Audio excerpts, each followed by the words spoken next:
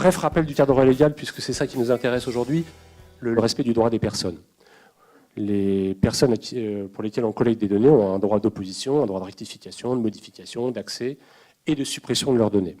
Et ce qui est intéressant quand on parle du droit des personnes, c'est justement ce droit de suppression. Parce que quand on parle du droit de suppression, on vient se poser la question de la durée de conservation des données. Alors il faut savoir que la CNIL souvent on me pose la question, mais que dit la CNIL en matière de conservation des données, durée de conservation des données? Alors il faut déjà savoir un principe, c'est que le législateur n'a pas fixé de durée de conservation des données.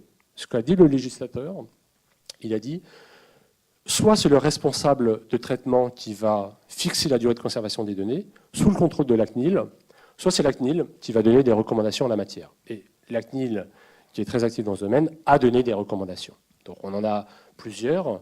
La première, en matière de prospection commerciale, c'est 3 ans. La durée de conservation de données est 3 ans, à partir du moment où, à partir de la fin de la relation contractuelle, ou s'il n'y a pas eu de relation contractuelle, à partir de la fin de la collecte de la donnée. Ça, c'est pour la prospection commerciale.